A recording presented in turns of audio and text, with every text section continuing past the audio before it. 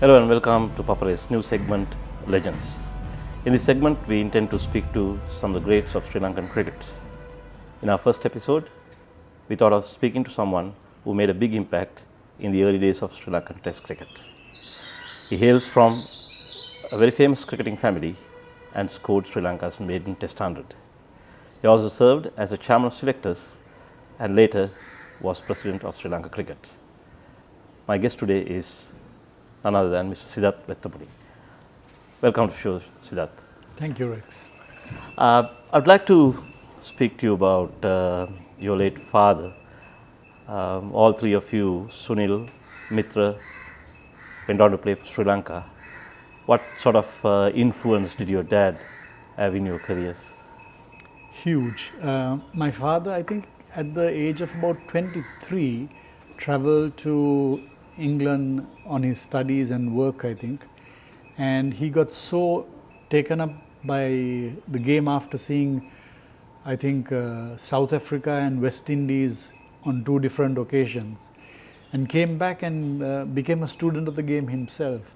And it was he who actually pushed us to play the game of cricket, and because he felt that cricket would be something that can teach you about life itself. You know, he used to always say cricket is a way of life and it can inculcate the right values and it can teach you a lot. So he did everything. He built the first indoor school in Sri Lanka to teach us cricket. He got Bertie Vijayasinghe to coach us, and I thought Bertie was the best coach during his time.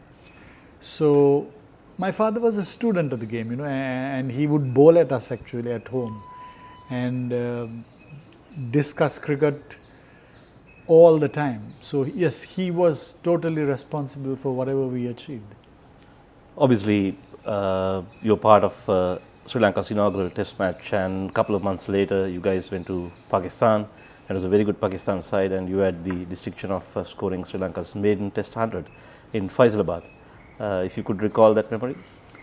Yeah, Rex, you know, I always say I was just lucky to be the first Test centurion, because we never thought of it that way when we were playing, you know. We were just wanting to play, get some runs and get by. But it is only after I scored that 100 and when others said, look, this is the very first, that I realized it's okay, it's something to be happy about. But I did feel sorry for Roy as well, because Roy a little later or a couple of days later got 100. But I was just the lucky one, so I'm grateful I was the lucky one. It was not only the first 100 by a Sri Lankan, but also first 150 plus score by a Sri Lankan. Yes, yes. Yeah, it was, you know, it was a great batting track, I remember, in Faisalabad. And those days we were new to Test cricket, so we did have, you know, the fears of what the big game was. But as I said, I always say I was just lucky to be the first. I'd like to take you to that Lahore game in that 1983 tour where Imran Khan took 8 wickets for 58 runs. Until recently, that was the best bowling analysis by a bowler against Sri Lanka. Keshav Maharaj broke that record. How was Imran as an opponent? Fearsome. He was a handful, I think, for anybody. It was a green top in Lahore, and we knew we were going to be up against it. The thing about Imran was, I remember my brother telling me, because he had faced him earlier, he said, this guy is unpredictable. He could surprise you with something really quick. So you got to watch him very, very carefully. And that's exactly what he was doing. I remember the first innings, he got me out. I was really hit on my wrist guard and I was given out for 20. And he bowled me a delivery which gave me very little time to get out of the way. And in the second innings, I remember I got 45 and I was just beginning to feel as if I am getting on top of him. And then he surprised me with something which got me caught in the slip. So he was a thinking cricketer. You spoke about scoring Sri Lanka's first 100 and the 150 as well. You could have gone on to score Sri Lanka's first double 100 as well, and of all places at the home of cricket, Lords. You made 190 against a very strong England side. Can recall that memory? Rex, in our time, when we went to play a test match, it was like getting married, I think. Every time there was a match, there was utter excitement because the games were few and far between. So, in those days, say that was our first tour, official tour to England. When you play the county circuit, you can have a really good run. And if you had a bad test match, you feel as if the whole tour was a waste. So, there was a lot of pressure on us, I think, to perform. And England, I think, underestimated us. So, and I'll never forget some of the things that I went through there. I remember padding up to go to bat, and I could feel the pressure building and my heart was pounding, and somebody came and gave me a card from a friend of mine. And the card basically said, I don't think I should mention names, but the card said, this is only a game, just go out and enjoy it. And it actually made me relax a bit. So then when we went onto the field, we had that incident where we had some guys protest in. That protest, I always say, helped me, because during that protest, I was with the fielders and they were asking me questions about what this was about. And those few minutes together with the players, made you calm your nerves. And then when I actually started batting, I was fairly relaxed. So, yeah, interesting game. Again, I think England underestimated our batting. We had a very good batting lineup. Roy was batting fabulously. We had Ranjan, with Arjuna, and they thought they can roll us over. So, yes, it was definitely special. The thing is, in our time, we didn't have physios and things like that. By the time I ended my second day, I was a tired guy. My wrists were hurting, and I think that was one of the problems I had continuing on the third day. I wasn't on top of my game, I guess. It was fabulous England side as well. David Gavas, the captain, then there was Ian Botham, the hero of England. Yes. Dulip actually forced him to bowl off spin at certain stage. Yes, that was in the second innings. But in the first innings, again, the way Dulip bats, they always felt that, they felt that he's going to make a mistake, but he kept hitting them. And they made the same mistake with me. They were thinking that I was driving a lot that day, and they always felt that I will edge something, but it didn't happen. So, it worked out well for us. It was certainly a very memorable game for all of us. Dulip was dismissed for 94 in the second innings. He could have gone on to make 200 at Lords. Something you very hardly get. Absolutely. And that was a giveaway. He just got out. He shouldn't have got out at all. But I guess that's how the game goes. You have to be, my philosophy is you have to be happy with what you get and not unhappy with what you didn't get. So I always say I'm happy with the 190, forget the 10 runs. What's the story with Sir Viv Richards? Apparently he came up to you and congratulated you.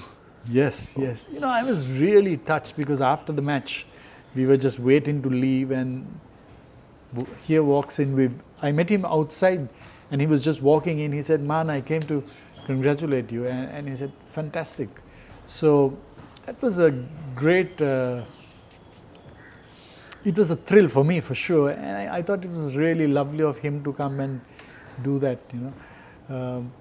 West Indians always like the underdog, and we could sense it. Even when we played against them, they were so nice. They never intimidated or tried to, show their superiority. There were some towering figures backing you guys as well, like Mr. Gamli Disanayake, Mr. Rajamahendran. What was kind of support that you guys got from them? Tremendous. I remember I actually went to England a few weeks before. 5 of us, I think, went to England a week or two before. And Mr. Rajamahendran had arranged for us to stay with him. And then we had a few practice sessions at MCC. And I did play a match for MCC. There was an MCC friendly game. I remember I got 100 in that match. And so there was tremendous support, and Mr. Gamli Disanayake, he was a tower of strength. And one thing I never forget is there was a dinner for us at Lords before the match. And at that dinner, the speech Mr. Gamini Dissanayake gave is something I'll never forget. And the guy who spoke after him, the chairman of the ECB chairman, was I think the chairman of British Airways or something like that, if I can remember right. And I still remember his opening lines were, to follow Mr. Gamini Dissanayake is a very difficult act. So we were walking tall at the end of that dinner, and we felt really good. He and Mr. Raja Mahendran, I think, did a huge amount for Sri Lanka cricket. I always say that, and we don't think of them enough. We don't think of them enough. And that test match, Archana was dismissed for 87. He could have gone on to get 100 as well. True, batted tremendously. He was fantastic to bat with, because even though he looked as if he's not the fastest runner, believe me, between the wickets, he was very fast and he pushed you. He was very fast on his feet. Maybe in the later years he may have got a little slower, but in those early years he was very fast. So he batted beautifully. Alan Border doesn't have 100 at Lords. Brian Lara doesn't have 100 at Lords. Sachin Tendulkar doesn't have 100 at Lords. But Amal Silva has 100 at Lords. Yes. In fact, I always feel that Amal's role was underplayed. I feel very sorry that he didn't get the sort of prominence at that match which I got or Dulip got. But that tour he was batting superbly. I remember the match after the Lord's Test. I was rested, or I would have asked to be rested because we were, rotating players. And Amal got a brilliant 100 against, if I'm not mistaken, it was Warwickshire. And he got a brilliant 100. So he was batting really well during that series. People don't talk enough of my friend Amal's 100 at Lords for sure. That test match showed to everyone the quality of Sri Lankan cricket. Is there a sense of regret that Sri Lanka received test status much later than what they deserved? From a playing skill point of view, definitely. I think when I look back, I was lucky to play in the pre-test era, that is in the 70s. And in the 70s, there were some fabulous players. I often wonder what guys like Michael Tissera, Anura Tennakone, Sunil, so many of them would have done if they played test cricket. They were fantastic players. But I think the reason why we didn't get ICC test status maybe early on, one reason would have been the facilities, which they said we lacked. But I have no doubt, not even 70s, even in the 60s, we had very, very good cricketers. We've always had great cricketers, just didn't have the opportunity.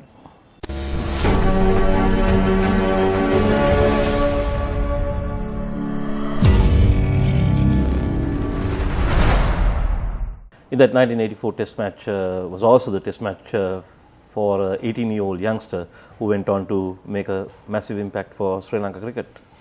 Aravinda, of course, yes. Even from then we knew this chap is going to end up as a all-time great. Even at 18, he was not scared to take on anybody, played all the shots in the book, and quickness of feet and eye was incredible. I remember the match before the Lord's game, he and I had a big stand because we were in trouble at about 30 odd for 3 or something, and he came and played as if, he was on holiday. Gutsy little guy and absolute treat to watch. If I was asked, whom do you want to watch any day, I'll say Aravinda De Silva. The opportunities for you guys were, few and rare as well, although you guys were test cricketers, particularly this period in mid-80s, where there was hardly any cricket happening at home, and all what you got was one-off test match in England or in Australia. In that sense, how tough was it to keep focusing? Yes, it was very tough, and that's one reason I retired, because I was coming to 30 and I was thinking of getting married, and when I looked at the calendar, we had just 2 games in that coming year, 2 test matches, and I had to take a call, But something interesting in that, when I was trying to play for Sri Lanka. When I was just before playing for Sri Lanka, I was working at the Maharaja organization, and I remember I was trying to get leave to do my part 2 in ACCA, accountancy. I was doing accountancy, and there was an issue of leave, and Mr. Rajamahendran, who was also then the vice president subsequently, called me to his room and asked me, what do you want to do with yourself, And he gave me a superb piece of advice which I really appreciate to date. He told me, look, if I was you, I'll concentrate on my cricket, because I can find many accountants on the road, but if you are a good cricketer, I will value you more. And that made my mind up, and I thought I'm going to continue and do whatever I can. And I have to say, even the business I'm in now, I started way back in '88, and the opportunity came because of my cricket. So it was a chance we all took, and we had to get by. And prior to that 84 series, you were in England for the 1983 World Cup, and Sir Gary was the coach. What was he like as a mentor? That was a memorable tour, He was something else. He was fabulous on and off the cricket field. He had the most amazing number of stories on cricket, great sense of humor, and whenever we traveled from one county to another, he would just entertain us with stories in the vehicle. And his knowledge of wickets, I thought, was phenomenal. Why do you say that? Because I still remember we went to play one of these initial games on a rain-affected pitch. It was not even a county game, we were playing a combined league team or something. And there was this rain-affected wicket. And he walked up to the middle and asked Dulip, and I remember I was also there, said, what do you want to do? So we said, we want to field first, because it looks so damp. And then he smiled and said, if I was you, I would bet on this. We were amazed. He said, look, when you bat second on this wicket, it's going to get much tougher, because the dents would have hardened and the ball will start jumping around. In the morning, it may be soft, but you won't have physical danger. So we followed his advice, and true to his word, Asanta, I think, hit a couple of guys. So he had a fantastic knowledge of wickets, and obviously he gave us a lot of confidence. We also felt, that special feeling knowing that Sir Gary Sobers is with you certainly did something for our psyche. When you walk with the king, you just felt as if you were with the greatest, and you also, it rubs off, and you begin to think like that. I think the lack of maybe experience at that time missed us going into the next step. I remember against Pakistan, that's a match we should have won, and I blame myself as well, because I was batting pretty well. I got a 50, and I think I threw my wicket, and then we had a collapse, and we lost by a few runs to Pakistan. That was maybe inexperience showing. Sri Lanka lost by 12 runs to Pakistan in a game where Imran Khan got 100. Yeah, and we shouldn't have lost that match. We were cruising.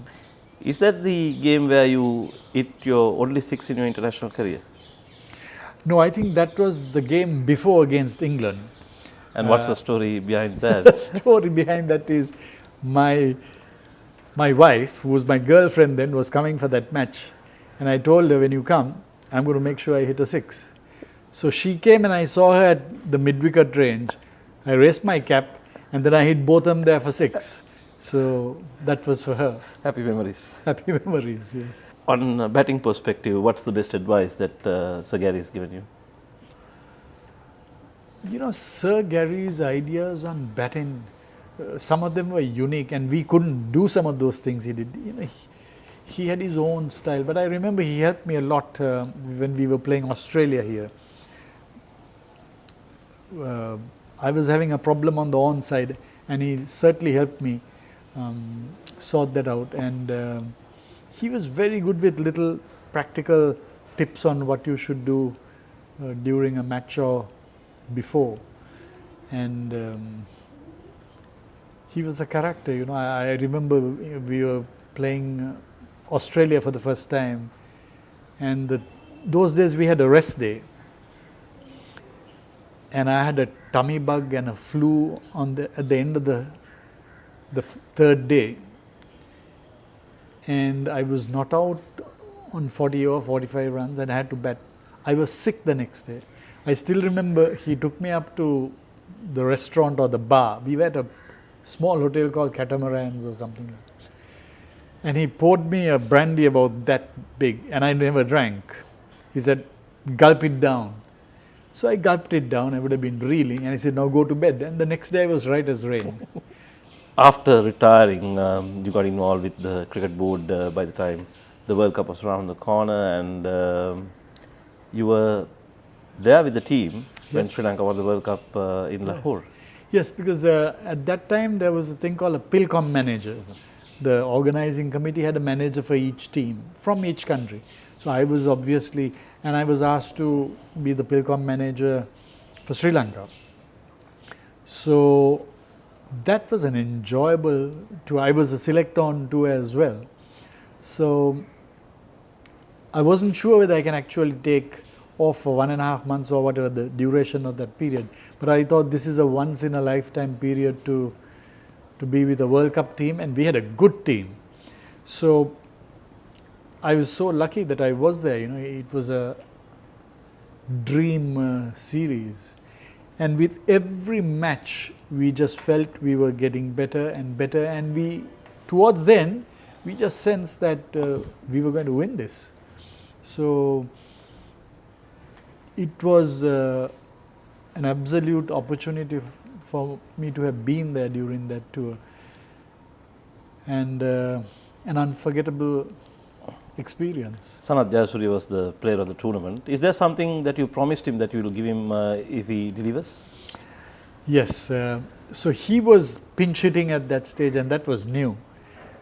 We were taking the world by storm, and I still remember we were flying to Faisalabad to play England, and he was seated next to me, and I was wearing a Longines watch, and he looked at it and said, why don't you, there is a Longines on sale, why don't you buy it for me?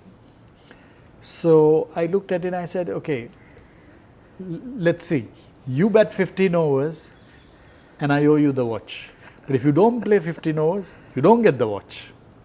So he said, fine, I'm going to bat 15 overs. So we go to the match, and he just killed the Brit. You know, those English bowlers didn't know where to bowl. But he batted only 12 point some overs, I think. And still he got 88. 86 or 88 runs. And I still remember he came back straight to me and said, are you giving me? I said, no, you lost the bet. You didn't bat 15 overs. Why should I give you the watch? And this went on for a while. But on the flight, I bought him the watch. So that was a special memory I have of that tour. He was just unbelievable. And you know, we took the teams by storm. England didn't know what to do. But the beauty of that team was it was not a one-man show, you know. Every single player you can think of in that 11 did something at some stage which was crucial towards winning that series. Roshan, Hashan, all the guys, right up to 11, did something special at some stage or other to play a fairly pivotal role in winning. Even against England, we had a little scare towards the end, but then I think Hashan and Roshan went and steadied the ship. Kumar Dharmasena was contributing tremendously. So it was one of those very special tours. In that tournament alone, Sanath ended 2 players' careers. One's Manoj Prabhakar, the other's Philip de Freitas. Yes. I mean, such a destructive player who could not only contribute with the bat, could easily send down his 10 overs of left-arm spin. Oh yeah. And probably the best field in the team. Yes, he was a huge asset, but that batting skill of his was what was special, you know. Sanath was the kind of player who would hit a ball over the bowler's head when everybody else would defend that ball. So he did things differently, and that's something you can't teach, you know. You either have it or you don't. The only guy I saw before that who was near him was Srikanth of India. But that's a skill or a knack you just have with you. You can't teach. No coach will teach you how to play those shots. He was just amazing. Obviously, the people of Pakistan were amazing on the day. It's as if Pakistan was playing Australia. How was that feeling? Yeah, we were very lucky because the tournament was played in India and Pakistan. Every time we played in India, unless we were playing the Indians were supporting Sri Lanka. When we played in Pakistan, if we were not playing Pakistan was fully behind us. And I'll never forget when we won the final and we were on our way to the hotel. The streets were full of vehicles, buses, lorries, with Pakistan flags. They were waving Pakistan flags. And when we went into the hotel, again I'll never forget, they lined up right up to the elevator, to the lift. There was a row of people lined up on either side and we were cheered in right up to the lift till we left, So it was as if Pakistan had won, and I can never forget that warmth they showed towards Sri Lanka. You spoke about Sanath Jayasuriya's brilliance as a cricketer. When you were the chairman of selectors in 1999, what prompted you to make him the Test and ODI captain above several other seniors? Yeah, you see, we felt we needed to make a change because things were not going the way they should have. And we were torn between two people really. It was Roshan or Sanath. To my mind, Roshan was the man who should have led. In the sense we felt, okay, he is the obvious leader, he had the leadership qualities which we felt would be the best. But then there was an issue of form at that stage, if I can remember right. And then we came to the conclusion, maybe if we go to Roshan and he has a bad time, going back to Sanath or somebody else would cause too many issues in the team. So we thought we'll bite the bullet and go with Sanath and take a chance. And it just paid off. We had the most amazing year. I think we had 10 test wins in a row. Before that, you won the Tri-Nation Trophy, beating Australia in the finals. Correct. And then first ever Test series win against Australia.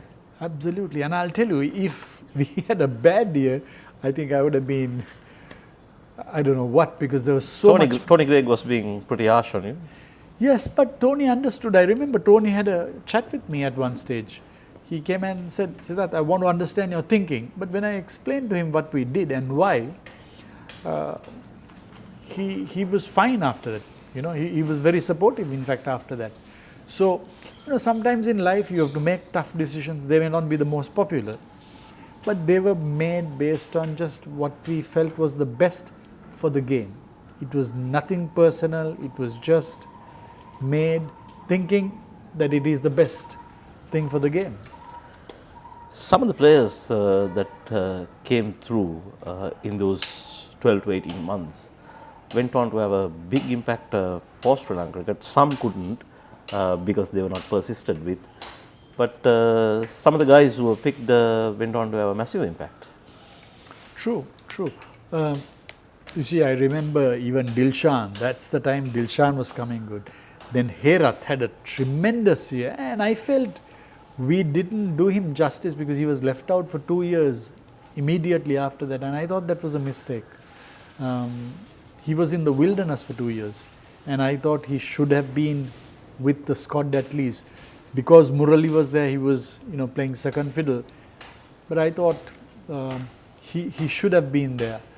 Yes, we did have a good string of players coming in. And then there was Kumar Sangakkara. Absolutely. And Kumar was relatively an unknown quantity, when he was. I still remember when I was first told about Kumar, I had not seen Kumar at all. And they were saying, Kumar is a good player, you need to look at him and all that. And slowly rose to great heights. So what does a should he only look at the numbers, or should go beyond the numbers? Definitely not. He should look at potential of a player is even more important than the numbers. The numbers in our local cricket isn't that special to go by, sometimes with the standard of our cricket. But I think you need to be able to judge the potential of a player and see whether this guy can make it to the next level and succeed. So it's the mental makeup, ability, all that comes in. So I guess that's what selectors should be doing. Same story with Chamara Silva. You picked him from total. Nobody knew who Chamara Silva was. He had not played even first-class cricket. What prompted you to pick him? He just looked good, and I think he should have done a lot more than what he did. He looked a very fine player, and that's why we picked him. We were bold enough to take the chances and say, let's make the changes, Otherwise, you never make the right changes. You'll always have a few failures. That's normal. But if you pick 2-3 winners, that's enough to take the side to the next 10 years, It's a 10-year role most of the time, because most good players would play for 10 to 15 years. So you pick them early and you give them the opportunity, then they'll come good. As you would know that it's not the best time for Sri Lankan cricket since of late. There's been quite a few struggles. The team has not done particularly well in shorter formats of the game. The World Cup is less than a year away. But looking at the longer picture, we seem to fix these issues temporarily. But looking at the longer picture, where do you think we need to make some changes in our cricket structure? I've said this for a long time and I'll say it again. It is our constitution that needs to be changed, because we have a constitution which just doesn't work.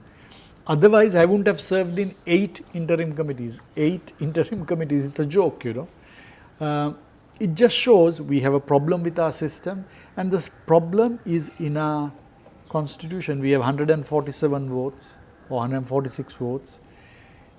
India with 1.2 billion have 46 votes. That tells the story, So it's more vote buying, vote catching system which we have. And you won't get the right people coming in there with this system. So we need to change it. And I keep saying this, the politicians, the ministers need to have the will and the courage to make that change. I certainly hope the minister in charge now will have the courage to make that change. 24 teams playing first-class cricket is way too much?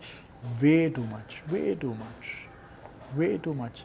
And okay, that's one side of it, but look at the pathetic side. We have clubs which are registered that don't play cricket today, who have 2 votes, which is what SSC, NCC, all the big clubs have. And they still keep going back to this system, which is completely wrong, It leads to politicization, it leads to corruption, it leads to all the wrong practices you want to see, You don't want to see a cricket board run by people who are just good at canvassing and winning votes. You want to see a cricket board run by the right caliber of people who are worthy of being there. So these changes that you are talking of for the constitution of Sri Lankan cricket, you mean to say during your time as chairman of Sri Lankan cricket, you got the blessings of the ICC to go ahead with the constitution change? I didn't get the blessings, but the Prime Minister got the blessings. You see, we did a concept paper. I remember I had Justice Prasanna Jayawardena, who was a PC then, with us. And he studied the South Africans and the Irish constitution, which is what the ICC wanted us to do. They said, study these constitutions because they have done well after the changes. So he studied them, did a concept paper, and we went and gave it to the minister. And I told the minister, look, I'm going to give it to the Prime Minister as well. And I gave it to the Prime Minister. The Prime Minister got very excited. He saw that this was the way out of it. And he spoke to the ICC and got clearance to go ahead and change the constitution. I remember I saw that letter. You know, he was told, go ahead with the interim committee, make all the changes and we will support you. But something went wrong somewhere, and I know the minister was not too pleased with me because he thought I had initiated all these things. But that is the biggest mistake we made, He should have gone ahead and done the changes. Thank you so much, SIDATH, for joining us, and we hope these suggestions that you have made for the betterment of Sri Lankan cricket will be implemented one day. Well, for the sake of the game, I hope they would be. Thank you. Thanks.